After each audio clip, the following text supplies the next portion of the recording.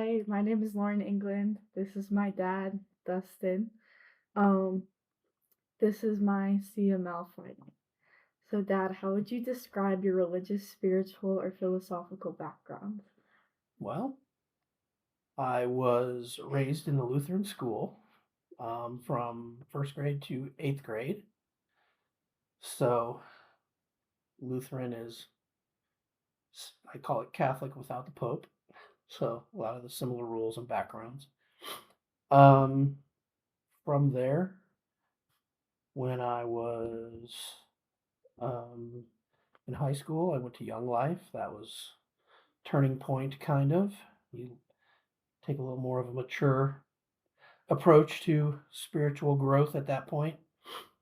And then, yeah, been going to different churches here and there ever since then. Haven't been for a while, but um, yeah, spirituality is more about the relationship than it is going to a particular place, in my opinion. I agree. That's a good way to put it.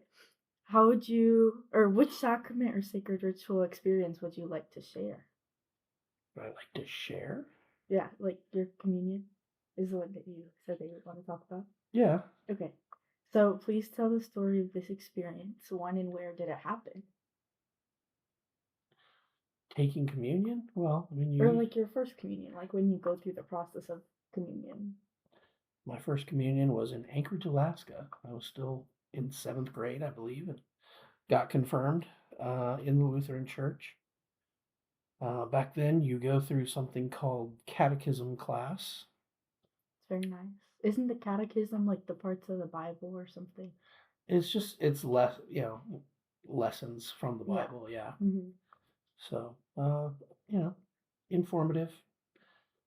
Um, I had some friends once that were, I forget what religion they were. They were Christian, but they would just do communion on their own with a loaf of bread and a bottle of wine. So, a little bit different experience there. That sounds like fun.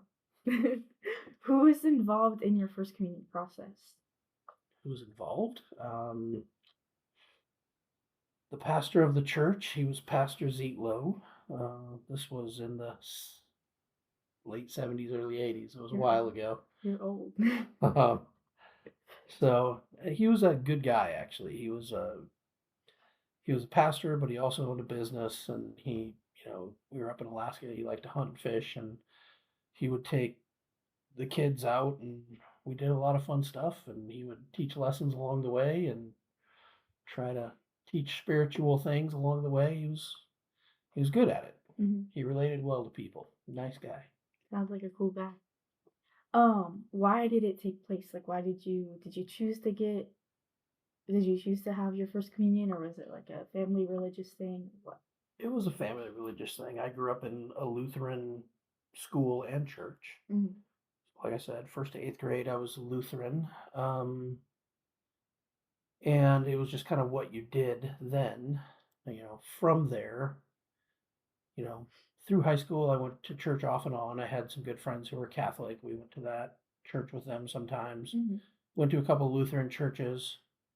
Um, through my 20s, I didn't go to church a lot. Kind of got back into it in my 30s, quite Hmm. frankly, and explored a lot of non denominational churches and, just kind of different perspectives.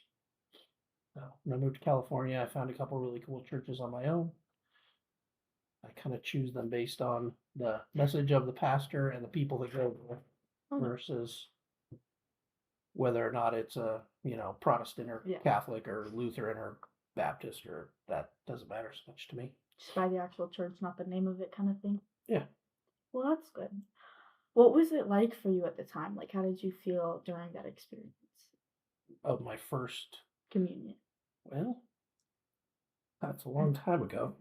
Um, Lutheran communion is like Catholic communion. It's very ritualistic. Hmm. So it was just more like what we were supposed to do. I Hmm. remember there was an interview process from the pastor Hmm. before we actually had our first communion. Yeah. But it was still neat to be considered kind of an adult in the Hmm. church's eye and go through it. It's kind of the first time you really think as a young adult that, or a teenager, Hmm. what it means to be a Christian or a Catholic or a whatever your religion is. Hmm.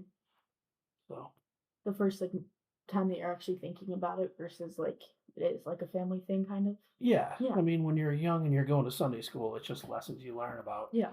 the Bible and Jesus, but really, as you grow up, it has to become a personal thing that you think about, and you start choosing what you're going to believe and what you're going to do with your life. Hmm. So, kind of at that time in your life when you start to make those decisions. Hmm. Exciting. Hmm. How did this experience impact you personally, and how does it continue to affect you today? Uh, so I don't know if it was. I mean, the communion part affected me personally.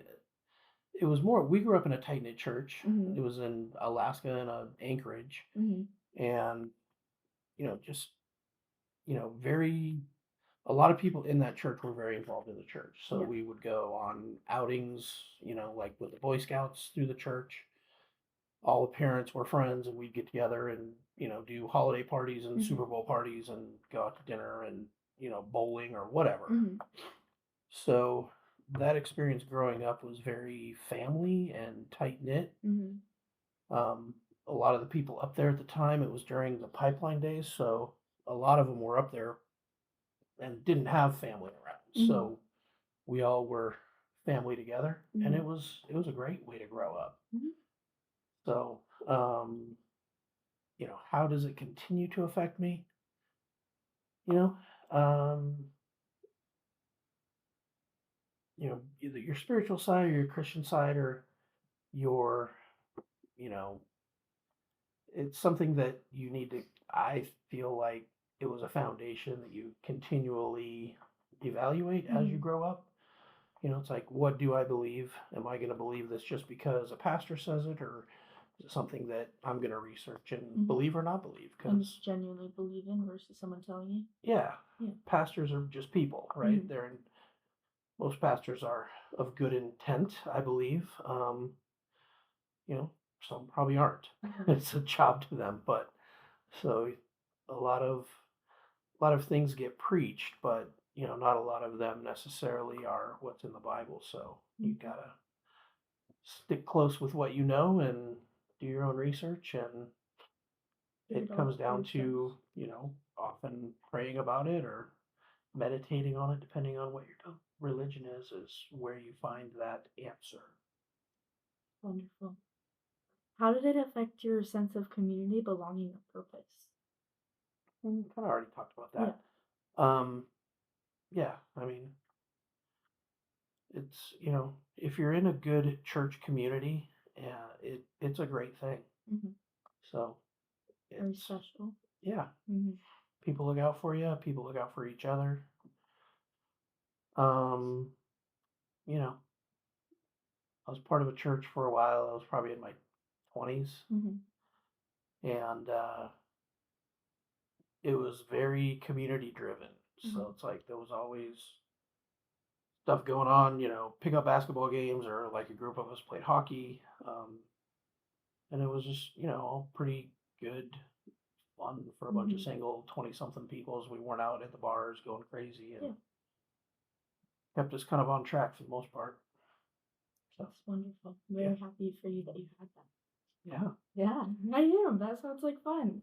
it was. Okay. What advice would you give to a young person encountering this ritual or something similar for the first time? A young person doing communion for the first time. I guess my biggest advice would be don't do it just because the church tells you to. Hmm. Do it because it means something to you and a relationship that you have with Jesus or God or Whoever. whatever that represents. Hmm. Um, and it can be something you know that's part of your life, and every time you do it you come closer back to that relationship because it's easy to drift away from. Hmm. So um, if it's something you're going to do, don't just do it for show or because your parents say you need to, or Hmm. do the research and really do it for you and build that relationship yourself. Yeah. Good answer. Thanks. Do you think that